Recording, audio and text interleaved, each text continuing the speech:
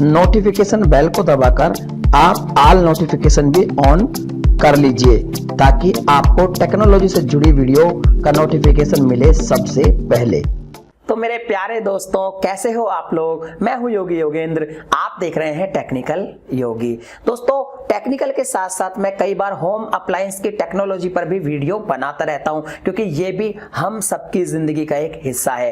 पहले मैंने last video एक बनाई थी कि हनीकॉम पैड के कूलर और वुडवुल के कूलर में क्या डिफरेंस है, और यार उसमें जो आपका सपोर्ट मिला, जो प्यार मिला, वो वाकई काबिले तारीफ है और उसके लिए बहुत बहुत आपका धन्यवाद। लेकिन अभी मैं बहुत दिनों से देख रहा हूं कि एक समस्या आ रही है पानी की। गर्मी में पानी की जो समस्या है वो बहुत बड़ी होती है, और ऐसे में हमें जरूरत पड़ती है पानी की मोटर की। और गर्मियों में जो पानी की मोटर होती है, जिसको हम वाटर पंप भी कहते हैं, उसकी जो सेल है वो काफी होती है, और ऐसे में दुकानदार हमको पागल बना के कोई भी मोटर बेच देता है। तो आज मैं आपको बताऊंगा एक फुल्ली एक्सप्लेन करके कि हमें कौन सी मोटर किस काम के लिए किस कंपनी की परचेज करनी चाहिए। तो आई होप कि इस वीडियो पर भी आपका प्यार मुझे बहुत सारा मिलेगा। दोस्तों, अगर वीडियो पसंद आए तो वीडियो को लाइक जरूर कीजिएगा, चैनल को सब्सक्राइब कर लीजिए, और अगर सब्सक्राइब कर लिया है तो नोटिफिकेशन बेल को भी दबा दीजिए ताकि आपको नई नई वीडियो की नोटिफिकेशन मिलती रहे। तो चलिए यार, आज कुछ नया सीख लेते हैं।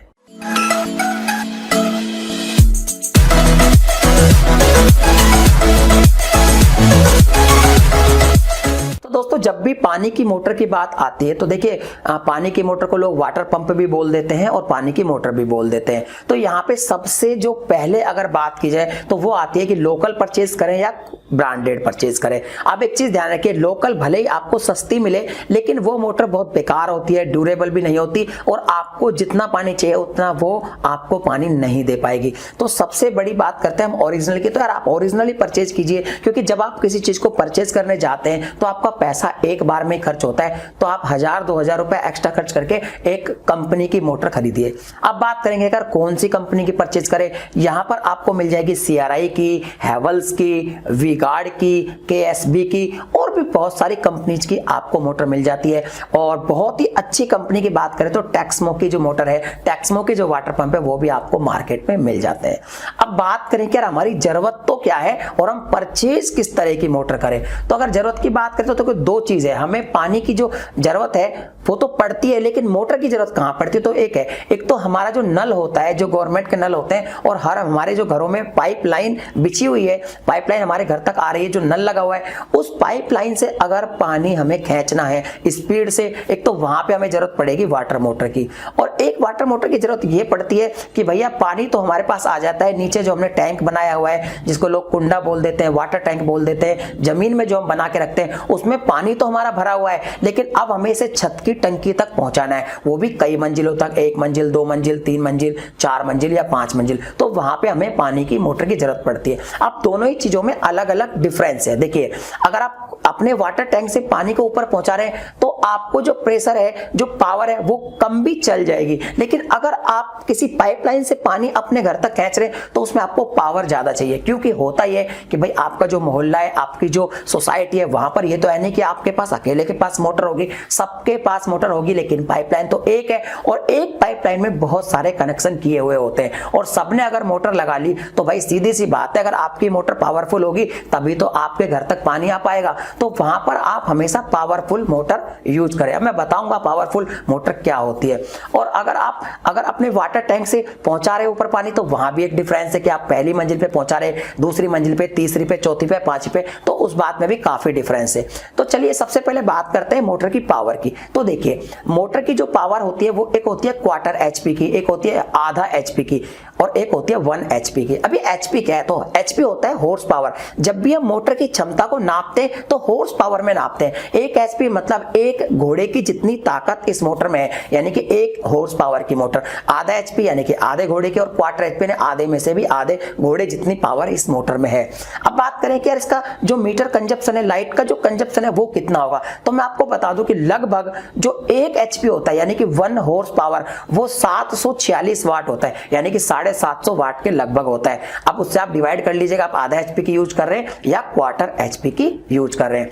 अब बात करते हैं कि क्वार्टर एचपी की कहां पे यूज होती है। देखिए, अगर हमारे को सिर्फ अपने वाटर टैंक से पहली मंजिल तक ही पानी को पहुंचाना है, यानी जो पहली मंजिल है उसकी जो ऊपर टैंक लगा हुआ है प्लास्टिक वाला जो हम टंकी लगा देते हैं, वहां तक पानी पहुंचाना है, तो फिर क्वार्टर एचपी की आप परचेज कर लीजिए, वो आपके लिए सफिशिएंट रहेगी। लेकिन अब आप चाहते हैं कि भाई हमें तो क्या नल से भी पानी खींचना होता है और हमें वाटर टैंक से पानी भी ऊपर पहुंचाना होता है, तो आप क्या कीजिए, आधा एचपी की कोई कंपनी की मोटर परचेज कीजिए। ठीक है, उससे आप क्या करेंगे कि अपनी पाइपलाइन में जब लगाएंगे तो वहां से भी पानी अच्छे से आएगा और वाटर टैंक से आपकी पहली मंजिल तक ही नहीं बल्कि दूसरी मंजिल तक भी काफी प्रेशर से पानी पहुंच जाएगा।